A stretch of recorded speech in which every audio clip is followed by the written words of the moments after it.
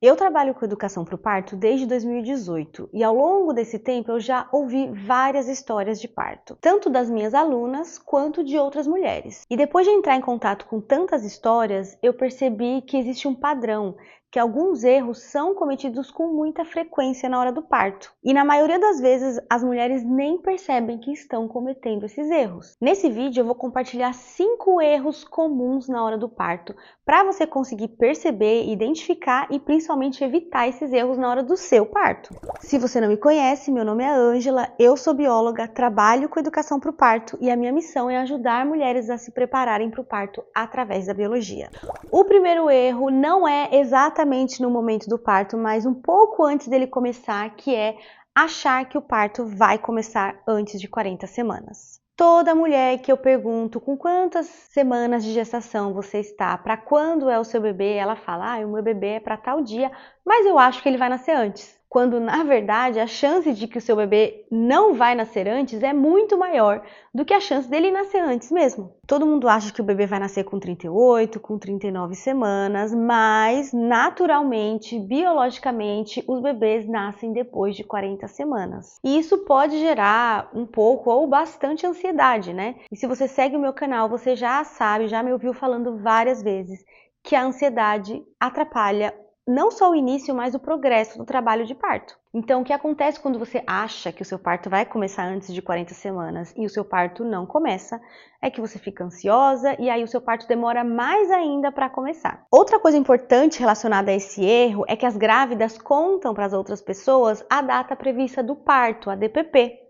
E aí as pessoas ficam ansiosas com relação a essa data, ficam te perguntando, né? Ficam, mas você falou que era para tal dia, e aí, já tá sentindo alguma coisa? Então, se possível, evite falar para as pessoas qual é a sua DPP, para que as pessoas não fiquem te perguntando, não fiquem enchendo o seu saco. E aí você pode pensar, mas eu não ligo pro que as pessoas falam. Sim, você pode não ligar racionalmente, mas tudo isso vai lá para sua mente subconsciente, vai ficar armazenado ali em algum lugar, e é essa parte da sua mente que controla ansiedade, que controla nervosismo. Lá no fundinho a sua mente vai ficar processando aquela informação e isso vai sim gerar ansiedade. Segundo erro, e agora esse sim na hora do parto, lutar contra as contrações. Isso é o que praticamente toda mulher faz, menos as que fazem o meu curso, porque lá eu ensino para elas que não se deve lutar contra as contrações na hora do trabalho de parto. Não vou explicar aqui o mecanismo fisiológico por trás, eu já falei disso em vários outros vídeos aqui do canal, mas esse é um dos principais erros que você pode cometer. Ficar lutando contra as suas contrações, não querer que elas aconteçam, ficar nervosa antes mesmo da contração chegar. Porque na hora do parto, as mulheres têm contrações e intervalos. E os intervalos são, na grande maioria do parto, maiores, são mais longos do que as contrações. Então você tem mais tempo sem contrações do que com contrações na hora do parto. Só que aí as mulheres ficam sofrendo ali na hora do intervalo, pensando nas contrações que nem chegaram ainda, pensando nas contrações que já foram e acabam passando pelo processo de parto de forma mais pesada, né? De forma mais negativa. Então, se você perceber esse erro, se você perceber que você está lutando contra o seu corpo, que você está evitando as contrações, lutando contra elas, perceba isso e faça as pazes com elas. Deixe que elas façam o que elas estão programadas para fazer.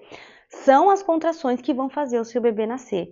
São as contrações que vão abrir o colo do seu útero, que vão empurrar o seu bebê. Então você precisa delas. Por isso não faz sentido que você lute contra algo que você precisa. Então, ao invés de lutar contra, abrace as suas contrações, receba elas e deixe elas agirem dentro de você. Deixe elas fazerem o que elas estão ali para fazer. Terceiro erro, gritar muito na hora do parto. Eu já tenho um vídeo aqui no meu canal só falando sobre isso, só explicando por que gritar na hora do parto não é algo bom e o que você pode fazer para evitar isso.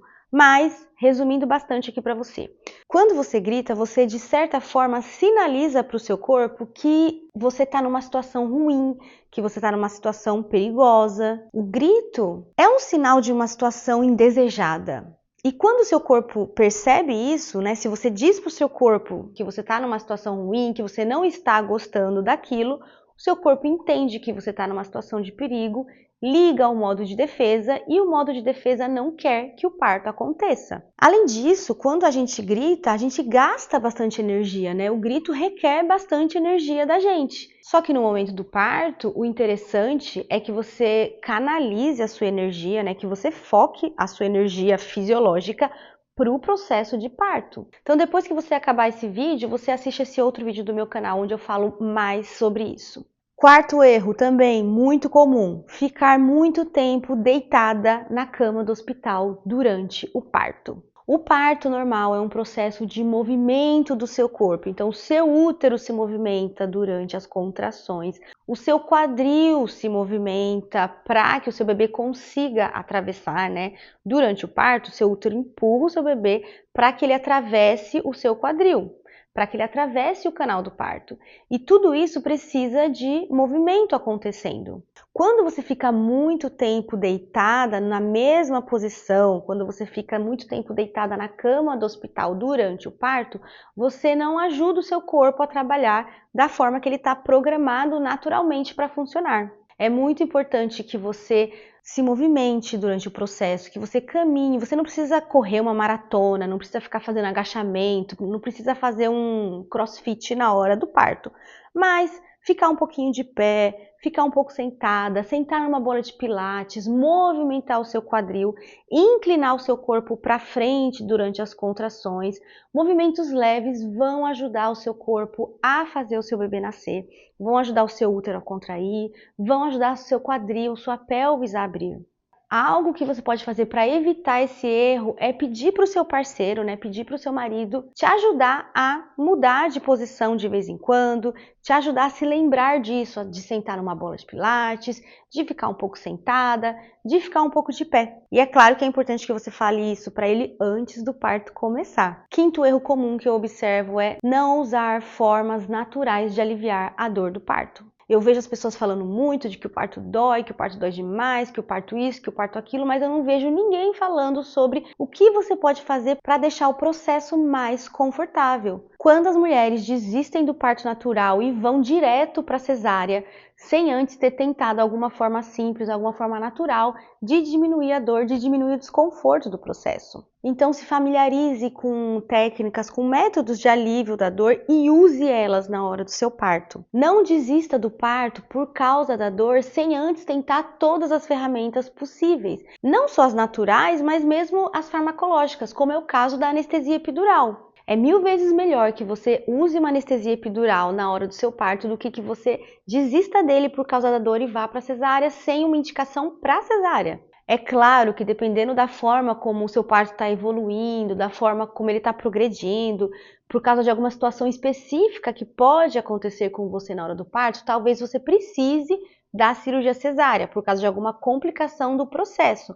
Mas não é interessante que você vá para a cesárea por causa da dor, porque você não estava conseguindo gerenciar a dor sem que você tenha antes tentado usar ferramentas naturais ou mesmo anestesia epidural.